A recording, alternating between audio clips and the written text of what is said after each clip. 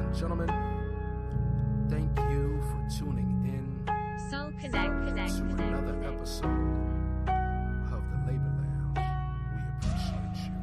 Labor Lounge, that's right, we been working out. All that issue can't talk at work, we can talk about. Labor Lounge, I ain't gonna argue with ya. I'ma hit you with these facts so that you can get the picture. Hey, big man got the plan, professor got the execution. KBC is clutch, holding up the Constitution. Together we combine to bring quality content, good conversation.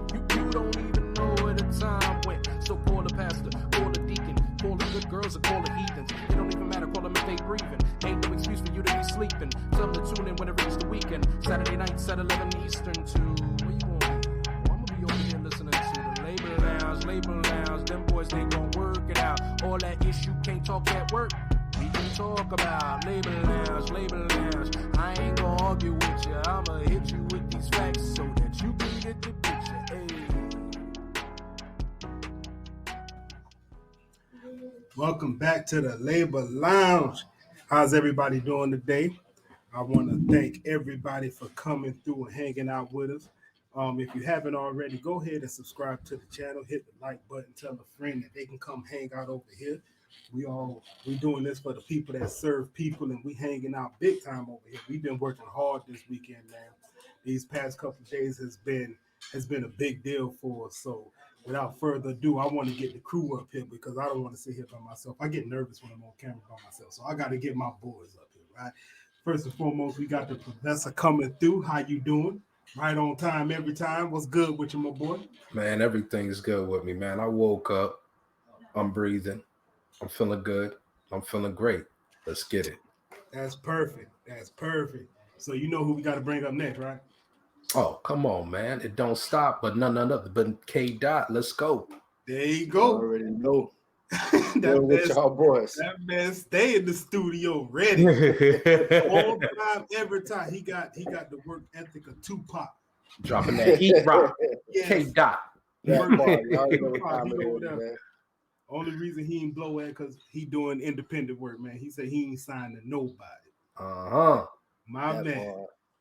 So look, we getting ready to put on another show tonight, but we got a special guest tonight. Yes, sir.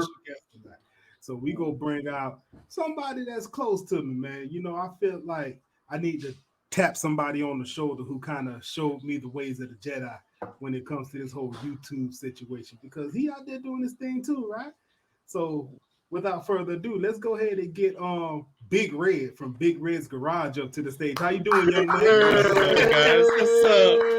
In the building, put your hands together. Yes, my boy Big Red say he'll come out and support the channel. If y'all don't know Big Red, he has had a garage. He still has a garage. He works on cars. He does that today. He is the guy that I call whenever my Chevy start acting up, right? I'm not gonna lie. He's actually told me, no, you need to stop calling me do it yourself. Go on YouTube to figure it out. but it's crazy. But it's crazy though, when he need to make a little extra cash, he be like, yeah, I'll come through. It's gonna run you up. Hey, a boy's gotta live, you know? A boy's gotta live. But definitely shout out to Big Red for coming through tonight, man. It's a pleasure to have you on here, man. So how you feeling tonight? You feeling good? Good, man. Doing good. Pleasure to be here. Thanks, y'all, for letting me come on and join the brotherhood for a night. There you go. Join the brotherhood. Now, see, check this out. We in the Labor Lounge, right? So you actually joined the Labor Lounge, and we hang out here because we all work and we serve people. And this channel is for recognition of people that serve people. So why don't you just take a minute, right, and tell the people how you putting your footprint on the world? Yeah, I mean, you know, aside from working your normal 9 to 5, doing YouTube is a career and a passion. So yes, I love helping people. I love fixing people's cars. You know, that is what I do, and that is a passion of mine. But I think the biggest passion is to, like I believe all of us, one day be able to own our own thing, do our own thing, and have nobody above us to tell us no or yes or what to do. And so that's what I was trying to work for, you know, not only for me, but also for my family. Because I would love to wake up one day and be excited to go to work, be excited to be able to just be like, hey, this is something I built. So um, that's the goal. So yeah, I work my 9 to 5, but on the side, that's what the goal is, and that's what I strive to do. So Indeed. Definitely. Hey, everybody want to wake up when they want to, right? But I feel like from the people that I've spoken to, when you get out there, you start doing your own thing. It's no more 9 to 5. It's an all day grind. That's what yep, I've heard. that's But right. I think the biggest difference is you're doing it for yourself, right? Right. Yeah. I told somebody one time, because I used to have a car wash, right? This Hmm. is way back when. This is before I even jumped into. I couldn't even call my 9 to 5 a career yet because it was fresh out of high school, still kind of going to college. I said I'm gonna start a car wash, right? I Okay. went. I bought myself a pressure washer. I had my truck already, which I still have, the Tahoe. I bought myself a trailer. I did the research, YouTube, of what I need to have it. I found out you need a self priming pressure washer. I was a mobile detailing service, right? I had it in. I had linked up with my pops at the time, who was the property manager, and he was like, "Hey, look, just pull up." And I got a couple people. I tell them what you're doing, and I had cars. Like it was just like it was supposed to be this way, right? But I'm gonna tell you what happened. I got a promotion, right? Yep. There's that decision you have to make. So now it's like, okay, well, I can take this money over here, which is kind of guaranteed, Right. and I put the car wash to the side, and you don't have to take that risk. In hindsight, I made the wrong decision. Right. That's what I was going to But ask. in hindsight, though, right at the time, it was the correct decision.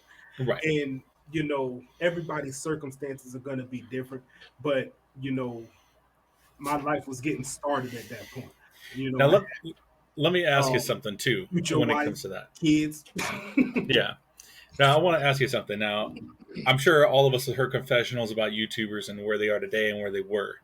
And I was listening to a confession from Steve Harvey talking about his come up, right, from being working a 9 to 5 to where he is now. And every single one, every single person, you know what they're all of them have in common is they all say I had to take the risk, right? So like Steve, like I'm just gonna quote him. Right. He was working a 9 to 5. His buddies, as a joke, told him to go to a comedy club and try out for this competition. He went to the comedy club, never wrote a joke a day in his life. He won, and he won $50. He Yeah, I quit his remember job the the next story. day, right? Yeah. And his parents called him. His mom called him crazy. He's like, I'm gonna go on the road and I'm gonna write jokes. Like I'm funny. I won $50, and he quit his job with $50 in his pocket. He said 3 years he was homeless. He was living in his car. First year he made $2,500 in a year. Second year was $5,000. Third year was $6,500. And he said after that third year though, look at him now. But he's like 3 years of hard struggling. He had a wife and 2 kids. He's like, all my money, I keep $25 in my pocket. I'd send the rest to my wife. Every time I could, I'd send her money. But now where he doesn't have to worry about money ever anymore. You know what I mean? So it's so hard. Like, do you think that yeah, you made the right decision then, but do you think in hindsight, if you would have kept it, where do you think we would have been now? Do you think it would have been a big business and you would be living better than you are now? I mean, it's really hard to tell. I mean, but I think I would have taken. I want to say I would have taken the steps to really grow that business, right? I think you could have done it. Um, I think I would have, right? Because when I stepped into the role of that manager position, I hit my bumps. Like it wasn't like, oh, I got a promotion and I was just super manager. No, Right. I went in there, I made mistakes, I fell, scraped my knee, got back up, tried again. Eventually, things start to click, right? Right. It would have been the same way with the car wash. The only difference was it wasn't a this was a guaranteed check every 2 weeks versus you don't know what's going to happen over here. Right. And if I'd have had better financial literacy at the time, like today, I can tell you on the rate that I was going, I was making about $20,000 a year. And I'll tell you how I come to Starting. this number. And this is just my pops putting me in this lot and what I've made. And if I'd have did the same thing I did there, 52 weeks, I would have made $20,000 for the year.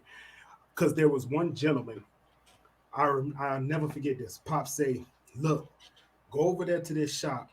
There's a guy there.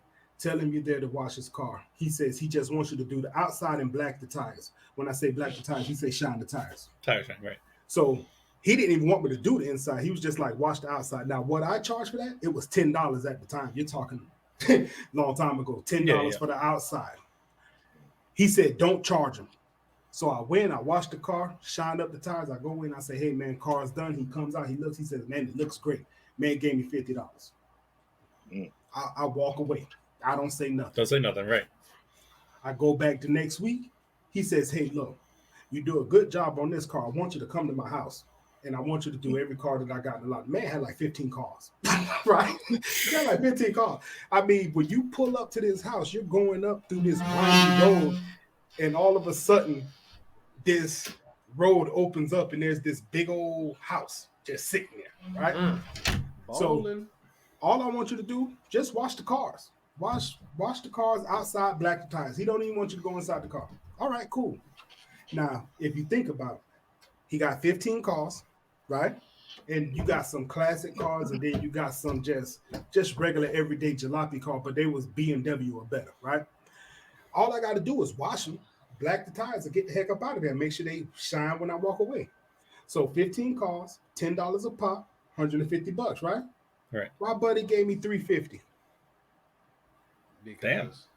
He just gave doing consistent work, and he'll be like, look, man, here you go. And it was to the point where I was washing the cars. I would wash them, leave, come back, and he would just have something for me. So I never charged him. Like, he never knew what my rates were. Pop said, don't charge him, just go and do what you got to do. And that's how much money the man was coughing me up. So if I'd have kept him in the hip pocket, plus whatever else I was doing, it would have rounded up to about $20,000 a year. Now, back then, you just get $350. I wasn't running a business. I had money, and I had money to go buy the supplies I needed, and I can go buy my cigarettes at the time or whatever else I was doing. I really wasn't thinking about taking it to the next level. So that's why I say, in hindsight, it could have been something lucrative for me. But what's stopping me from doing it today? Nothing, to be honest with you. I'm going to get my hands involved in a whole lot of things. Yes, YouTube, sir. Here I am, and we're going to keep pushing forward. If I knew then what I knew now, everybody could say that. But I know now what I didn't know then, and I'm going to use it today. Period. Yeah. That's the thing. Yeah, that's right.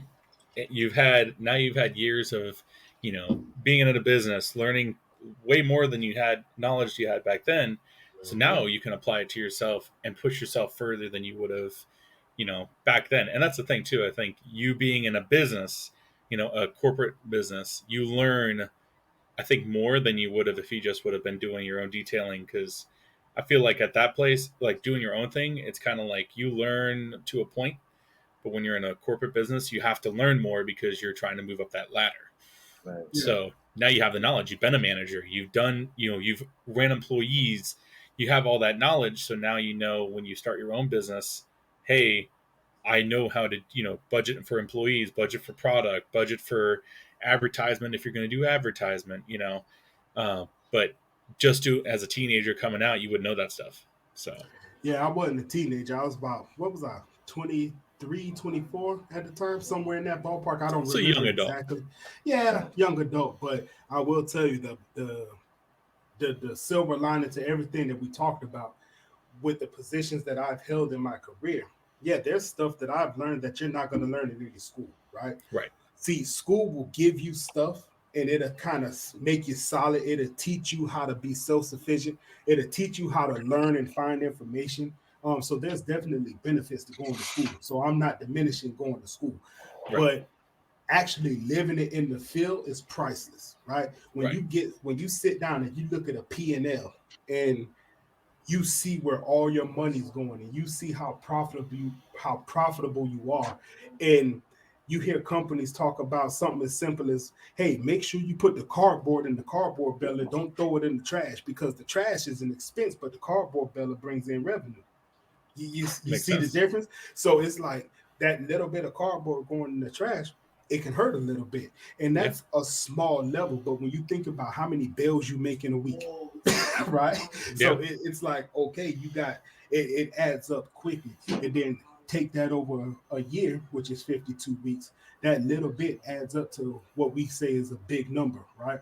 And I've had the opportunity to run some pretty significant businesses. So Yeah. yeah. And that's the thing with the mechanic shops too, is a lot of people don't realize, like you said, small things, metal and metal bins, that metal per pound can be a good paycheck coming back when you have, a week's worth of rotors, suspension components, anything like that. A brake rotor could weigh anything from 10 pounds. If you have let's say an E350, that thing can weigh up to 50 pounds. Yeah. And just one rotor, and you got 4. Yeah. So, that's an add-on. But then on the flip side, you have to pay for any kind of toxic waste like oil, coolant. That stuff you have to pay to have removed. You have to pay for oil to be delivered to your place, not including keeping equipment running, and then our programs, All Data, Mitchell. All Data is like a 250 to 500 a year. It's leased, right? You can't even own that program. You have to lease it. You have to pay for it. It's a subscription. You pay for yearly. Same with Mitchell. So that's an expense right there. So, like with my shop, I had to buy a air compressor. I had to buy hoses, stuff like that. That's an expense. Impact wrenches, torque wrenches, torque sticks. My toolbox, unfortunately, I'm stupid. And when I first started, I bought all Snap-on. All my stuff is Snap-on. Oh, wow. Yikes. Yeah. So just 4 electric guns, my impact electric gun, my electric torque wrench, and 2 electric hand guns is $2,000. Not including the sockets, not including any wrenches, attachments, oil filter removal tools. My scanner I just bought is $6,500. Yo, that's wild. That's and then you have to pay scanner? You have to pay a monthly subscription, because now they keep pretty much all data and everything that you'd get, like diagnostic wise, in the computer, which is nice, because now I can go to Jimmy's house and he's like, hey, I'm throwing a code. I can plug my scanner up, have it hooked up to my internet on my phone, and it'll tell me everything that was wrong with the code is, the solutions for it, what the main one usually is, how to diagnose it. It tells me everything. Oh, wow. So it's worth it, but it was also $6,500 off the rip. Yeah. I happen to have I have a scanner by Launch, right? Okay.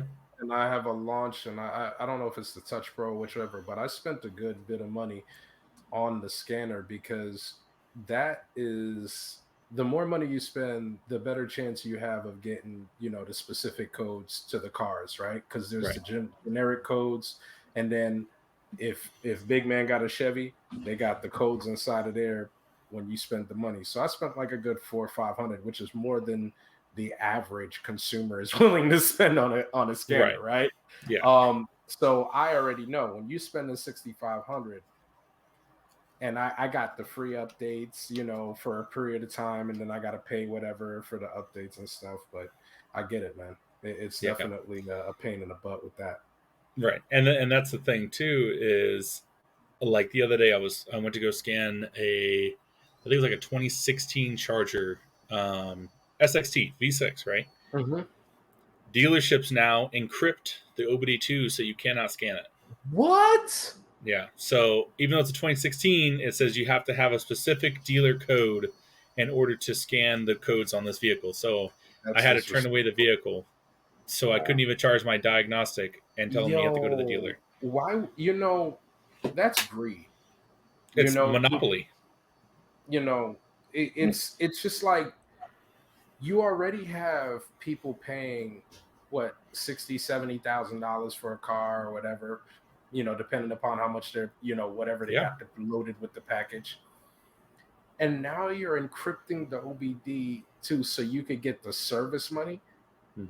And the dealership charges a bunch of money to go ahead and fix the car. It's exorbitant, right? It's designed so that you don't want to fix a car, you want to buy another car. Right. And a lot of people don't realize that, planned obsolescence is a real thing. Yeah. And it's messed up that they designed these cars to go ahead and fail. one of the manufacturers that I know that is very good with their planned obsolescence is Ford. You know, Yeah. them jokers will go true. ahead and make a car that will fall apart on the T at 6 years. Mhm. Okay, it's a wrap, yo. Listen, I knew a guy who worked in a parts, like pretty much the company that makes the parts, Mhm. and they actually get a bonus if their product gets as close to the warranty fail as possible. So like let's say they designed a part and that part has a 3-year warranty, Mhm. and on a common basis it lasts 3 years and a month, they got a bonus for that. Because basically they exceeded the warranty and they caused the business to come back. So because the warranty is the selling part. So as long as I don't have to go ahead and actually come through on this warranty, great. I just Because made I don't an have extra to pay for it. right. Like we bought a new refrigerator and a new oven and a new microwave. Dishwashers come next. Each one of them, I worked at Lowe's. Each one of them, I bought a 5-year warranty on. Which because at Lowe's, and I was an appliance salesperson for a little bit, Mhm. I know that shit happens. Like especially the refrigerator we got has a tablet on the door. It's a Samsung. Yeah. I'm buying the warranty because that tablet is $1,000. Yo, yes. So I got it. Yes. But here's the thing: a lot of people I have, they'll buy the 3-year. The fridge breaks in 3.5. That sucks. And you spent the money additional for no reason. Yeah, so $180 they just got in their pocket per appliance, pretty much. Or if you do the 5-year, it was like an extra $270, $300. So if it breaks on year 6, hey, I just got a free, $300 per appliance. Yeah, man. Big man knows. So it's crazy, man. I know all too well. That's right. But what I was talking about, what Big Man was talking about with overhead and running a business, when you have a mechanic shop, it's every little thing that you can do to make that extra money to help with the bills. Yes. So and tires too. I forgot about tires. Tires, some companies will actually pay you to take the tires for used tires. So if you have good tires, you can separate the good from the bad. Mhm. Like if I've had customers come in and they have a tire that's, let's say, 60% life. They'll be like, look, I don't like the ride of this tire. I want a more sporty tire. I want a more luxurious, like a Michelin that's comfier and whatever. Right. I got 4 pretty much brand new tires. Why wouldn't I go sell them off to a used tire place for X amount of money per tire? I just made money in my pocket that I can use towards the hoses, towards those subscriptions, towards paying my employees. So I agree with you. I mean, a business is more, when I thought about doing the business, I was like, oh, it's just a business. But then as I got into it, I'm like, holy shit, even though it's just me now, if I were to have, let's say, somebody come and do my editing of my videos for YouTube, I pay that person. Yeah, it's an expense now. Yeah. So I get it. Yeah, it's a lot more than what people think. It's not just rainbow sunshine and happy unicorn thoughts. Kisses. Right. Yeah. Listen, even with this YouTube situation, right? First of all, shout out to everybody that's out there YouTubing. To all the channels that I watch. Listen. Every last one of you. Every channel that I watch, shout out to y'all. O'Shea, Duke Jackson, shout out to you. The Peef Network, shout out to you. Courtney Michelle, especially shout out to you. Listen, everybody. I can't think of them all off the top of my head. I know the team got people that they watch. Yes. Oh, yeah. For sure. I swear I was one of those people that say, I'm gonna jump on YouTube, man. I could do that. Listen, I couldn't do it. I had to. Listen, you gotta put the time in, man. Yeah. And that's what it boils down to. Whatever you put the time into, you can learn how to do, right? I think I said today, I said, man, I think I made my best thumbnail ever. That's gonna come out in a week or so. But it's like you have to find that rhythm of just getting consistent, finding that, okay, this is what we got. Like we record hour-long videos, how you gonna clip them up, what that thumbnail gonna look like, who you trying to target, all these things, right? So it's definitely a method to the madness. So I just want to take the time to shout out to all these YouTubers that I sat up here and be like, man, they over here getting free money. This ain't free at all. Hey, shout out to y'all. I'm learning that way right now, but pinkies up. I appreciate it. That's right. Yeah. Oh man, now I gotta get myself a drink. What's going on here? I'll get my almost gallon water. Nah, but did you Red? Did you taste the Stella Rosa Ooh. brandy? Did you taste Why'd you it? do that? Why'd you have to do that? Listen to me, man. Bro, I'm Listen. telling you, man. It is a flavor. He got you hooked on that Stella Rose? Listen, Bro. It's different, man. So look, I'm a Jack and Coke. I started off with Jack, right? I used to drink, and I see you over there, Professor. Oh man, Hey, this is not a sponsored video. the sponsor, of course. So I have a very high liquor tolerance. Jimmy can tell I can go pretty hard with them. But when I was younger, I used to drink just straight Jack. Yeah. So shut up, stop laughing. I used to just straight Jack, like a full bottle by myself. So then I did that, and probably till almost probably a year or two ago, somebody introduced me to Four Roses. So Four Roses is really good, and I drink the 108 proof. Now Jimmy's had it, and he can tell you it's good. It's smooth for 108 proof. But then what? Wait, hold up, time out. It's smooth for 108 proof. These are oxymoronic words that you put in these sentences. I need a little bit more, Big Red. Give me a little pause. Listen, make it make sense. Yes. Make it make sense. All right, so with Jack Daniels, I find that it gives you that it's a kick. You know what I mean? You take that sip, it gets you. Little right there in the back. Oh, okay. All right. Yeah. But with the Four Roses, I don't get that. And you can ask Jimmy. I make some horrible faces when I'm drinking. Like my body just tenses up. It looks so bad. I look like I hate it. I'm like, oh my god, this is disgusting. But I'm like, no, it's actually good. With Four Roses, I don't get that. With Four Roses, I could take a swig of it, smooth, no bitterness. What you're saying is you could go comatose with Four Roses because it's just that smooth, right? It's a little that's dangerous, right? To be 108 proof and not have a little kick to let you know, like, hey, it's 108 proof. Right. So when I was 22 years old, I used to drink Bacardi 151 to the head, just shot because that's how I was feeling. And he's like, I'm a thug. Why are you such a savage? You animal. I used to put the shot in my mouth and then swallow a match so you can see me breathing fire. Uncivilized. It was a while before we got him house trained. I just want to let y'all know. No. The fact of the matter is, anything over 100 proof is not smooth. And I got a story about. I don't even know if Ray and Nephew is over 100 proof. It is overproof, right? So I remember back when we were adolescents, right? We didn't have no money for alcohol. We was just out here trying to find alcohol. Now in my house, Pops had an old bottle of Ray and Nephew, right? Ray and his nephew. We take the bottle and we get ready to go to the beach. And we got this Ray and Nephew, so we sucking out this bottle, we drinking out the bottle. Sir. Yeah, we drinking out the bottle. Bro, you heard me. We drinking out the bottle. Yo, when I took that first swig, it felt like life was done. Whole neck, chest. Numb. It go numb, didn't it? It went numb, didn't it? Numb. Man, listen, I couldn't even enjoy the rest of the night because now we on the beach. And I don't even care that I got my little tipsy on because everything from the back of my tongue to my belly button was burning the whole night. It was like I just wanted to go home and drink a glass of milk. Damn. Something had to happen. Yo, big man on the beach singing all the Jamaican tunes, talking about murderer. Like today, you were lucky like tomorrow. I just wanted to go home. So if y'all out there, listen to the kids. Listen, y'all need to look. Don't rush to grow up.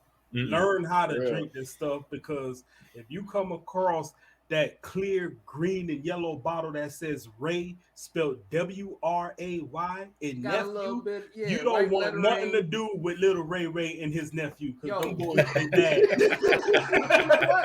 Look, let me tell you something. Everybody was young, right? And everybody went into the liquor cabinet and got a little something out of their parents' joint, right? It's the life lesson that keeps on giving. All right, you learn not to do that very early, bro. You understand? So it's like, yes, kids chill out, but at the same time, you know what? If you really gotta learn, go learn. All right, go learn. You're gonna figure it out just like the rest of us did. Okay, or you can have some terrible siblings. You can't just mix everything together. Okay. No. That episode on TV where somebody made a hurricane and they just put everything together, that wasn't a good idea. It never turns out right. Okay, just little Ray and them is serious business. So boy, let's do this. Yo, them thing I go box you on your head, sir. Yeah, you understand?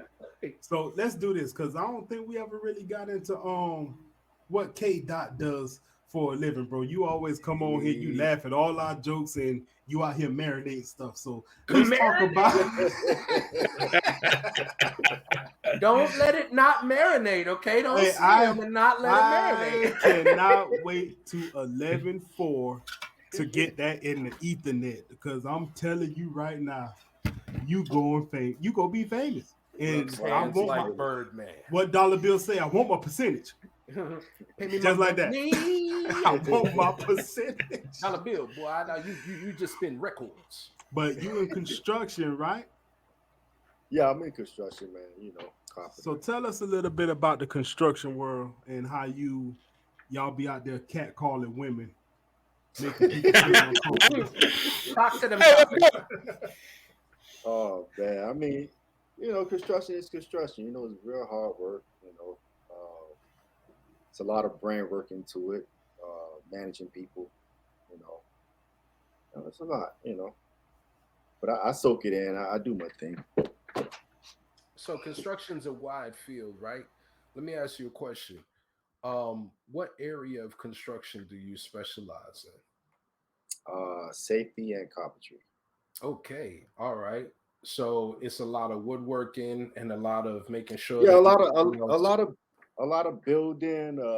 A lot of making sure guys are working safe. You know, keeping our eyes open for everything, making sure nobody down the job site. You know. Yeah, that's a big thing. Liability is a big problem, and you got to save that. On the job site, you're a foreman, correct?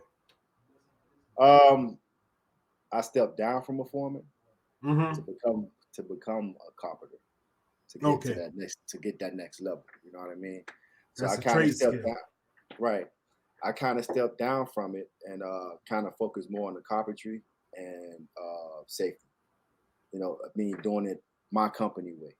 You know, because although, you know, OSHA have their rules, but we also have a set of rules for the company too. Right. So I'm more into learning what White and Turner safety is about and OSHA and just, you know, trying to get into the whole vibe so I can go to the next level and you know, move on. So getting into the carpentry piece of it, right? That's a trade skill. And you being a foreman at some point, you've already kind of soaked up some of the leadership portions of that, right? Of course. So with you going into that carpentry field, do you see yourself doing something with the skills you're picking up? Like, because we were talking earlier about kind of getting out of the 9-to-5 and somebody else making your schedule. Do you have it in your plan to try to do something for yourself? Oh yeah, I'm definitely looking at doing to like a handyman type of business, you know. Trying to build up that right now as we speak. I do those as my side job as a handyman. So I'm trying to get that up and going, get more clients into it, and we'll see where it goes from there, you know. Nice. Now, I hope you don't mind me saying this, but I know there was a point that you and I had a conversation where you was talking about you was trying to get these skills and you gonna pass them down. Have you started that? Have you got little man learning how to work with the wood?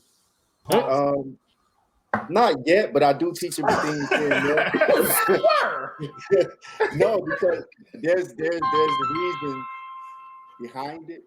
But I'm definitely gonna get him into it because he's definitely trying to figure things out.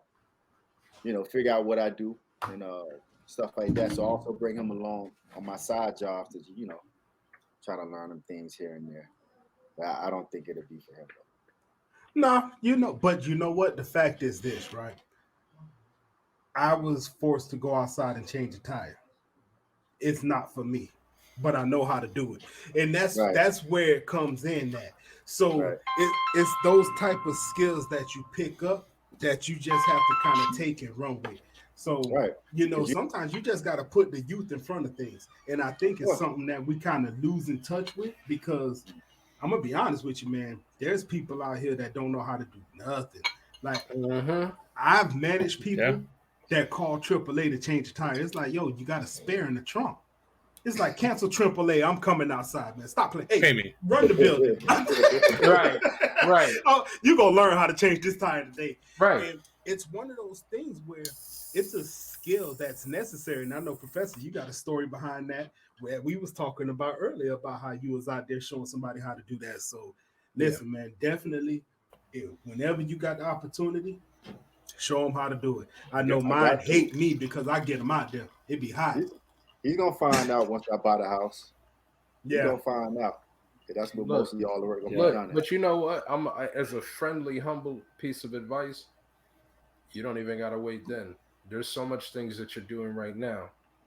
Everything, everyday life. A lot of times, we as adults, we kind of like miss the opportunity to go ahead and show the realistic aspect of life. They don't teach their kids how to balance a checkbook, which is a thing of the past now because everything's digital. But understanding the nature of saving, understanding the nature of the bills, right? I've known some parents that have their kids closely tucked into the fold, and knowing and understanding. They don't know everything about their bills, but they know enough to learn about what life is about. Like, hey, this is what you call a mortgage, right? This is what we have to pay on a monthly basis, and if we don't pay this, you won't have a place for you to go ahead and read and whatever the case may be, right? Here's the electric bill. This is what goes ahead and makes the fans and the lights go on and everything like that, and we got to pay them. Every time that you leave the light switch on, the bill goes higher, right? And when it goes higher, that takes money from somewhere else, because we're only going to get this amount of money, right? Just basic skills of life, right? And it's like adults sometimes just go ahead and they're inundated with the regular trials and tribulations of life. They just kind of feel like, oh, they're eventually going to learn this. I don't have to teach them this. And I think that's a oversight that we do. I'll say I'm 100% agreeing with what you're saying. So I have in my lifetime a unique situation where my father divorced my mom when I think I was like 4, something like that, young, very young. I don't remember my mom and my dad ever being together. They were always separated. So my dad remarried when I was 5 or 6, so I was very young. He remarried to my stepmother. And the dynamic of the two houses was so different and so separated. It was like I was living two different lives. And for instance, what you're talking about, when I was like elementary school going into middle school, my mom sat me down and was like, I'm broke. I am poor. Like, this is our bills. This is how much I make. And this is how much I make for child support, which was nothing because my father took her to court multiple times and got it decreased. And it was me and my middle brother that she was getting child support from. So she was like, literally for you getting to school, gas, food, bills, rent, all that stuff. I have enough money to let you do like petty stuff. Like, she'd let me go to Dairy Queen, or occasionally I'd go to a movie with a friend or something. Right. She's like, I haven't bought a pair of underwear in over 5 years because I would rather give you money to go have fun because you're a kid. Right. Rather than get myself a pair of underwear. Like, I sacrifice for you guys. Just understand that, when you're begging for, oh, I need this or I want that, and why can't, if I say no, these are the reasons. And I respected that more than anything because I was very mature as a young kid. So I didn't find it as a burden to me. I found it as, what, now I had the perspective, I'm more reality. Right. I'm more hesitant to be like, can I go get an ice cream cone from Dairy Queen? And if she's like, then I say, okay, fine. But on the flip side, my dad and my stepmom hated that because anything I would ask for the next time I go over for visitation, it was there. Hey, I want this kind of ice cream. Next week, boom, ice cream's there. Hey, I want to go on this church mission trip because I was really big with church with them. they sign me up, they pay for it. So they vocalized to me that they did not like that I knew the bills and the money situation with her, that I should not know. And I don't think that. I actually think I grew up more knowing these are bills. This is, and I'm fine with that. Like, I could have probably started working in high school if I had the opportunity, but I didn't. But still, I would have been able to, figure that stuff out. So structurally, two different households, two different everything. Right. But I think even though my mom was more lackadaisical when it came to like chores and stuff, and my dad and my stepmom weren't, I learned more and grew up more being with that household with my mom and knowing bills. Or the other one was just kind of like I was living in a dream. Yeah, you were existing and things just happened, and like right. Yeah. And then I become an adult and I go to work a real job and I get my own place. I'm like, holy crap, right. If I wasn't living with my mom and I only lived with them, I would be in a shock. This would be like what's going on? I thought that I could just whatever preach. So I agree with that, man. I think that parents, and I'll do the same thing with my kids. Look, when you're at a certain age, I want to sit you down and explain this is how we live. Yeah. And I think being in poverty for me made me appreciate money more. Mm-hmm. And I have friends that didn't live in poverty, that their parents made six figures when they were really young and still do make six figures. Right. And so they don't understand that you don't just get, a new car when you graduate high school. Yo, but you know what? Let me tell you something. I'll say this, right? The different world aspect is so real. There's many a time what usually happens, unless the kid is just a spoiled brat and he's just one of those outliers or whatever. What usually happens is if your parents are making six figures, chances are your parents are going to go ahead and set you up to make six figures too, right? They're not just going to go ahead and have this six figures here and be like, oh, you're not going to go ahead and make six figures. No child of mine is not going to be set up to go ahead and do right, know? So it's when we look at it, right, they don't have an understanding of life from our perspective when you got to get it out the mud type of thing. But also they don't have the resistance to not make this money, right?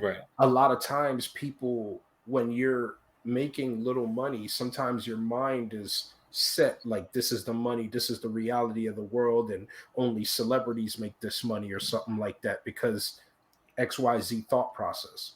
But when your parents are affluent, they usually instill you like, oh no, I won't make anything less than 100,000. What's that? That's the ghetto. I'm not going there with that kind of money. No. Right? Like it's just not going to happen. So there's a gift and a curse to it, but in realistic sense, everybody should have an understanding of what it's like to be poor, right? Yeah. Or what it's like not to be affluent. Because even if you're not affluent doesn't mean you're necessarily poor. Right. But just understanding that the reality of the world is this is what most people go ahead and work with. Even if you get here, understand that you're here and that's great and keep shooting up for the stars. But don't look down at other people like, why are you not making this money? Right. And I think that's the most important thing to have there. But I'll land my little plane right there. He's on mute. He doesn't even realize it. Big man. There you go. I'm good for it. I'm always on mute trying to get a point across. So check this out. We about 44 minutes in, and I think we having a good conversation. Big Red, you having a good time? Yeah, I had to be like you guys and go get my 4 roses. Yeah, but you know one thing though? One thing you forgot to do. Put that pinky up. Ooh. You're right. There you go. Talk to him. The next time you don't put that pinky up, we gonna have a problem. I'm just saying. Pinky's up on the Labor Lounge, man. So check this out. So here's what we're gonna do. I feel like we got a good understanding of who we are, right? Big Red, YouTuber / mechanic, professor, jack of all trades, master of none, but still better than the master of one. You like that? You see how I got you? Okay. I got you. And then we got my construction worker, I need a new floor installed. I need my back patio roof to be redone, and I got a deck that needs your expertise, sir. So I'm not paying for none of it. Just show up with a crew and get it done. That's how we moving in 2022. I need that that GP. You know what I mean? I know George up there by the corner store. George by the corner store. Let me tell you something. George by the corner store gonna run off with my deposit. It's a real thing.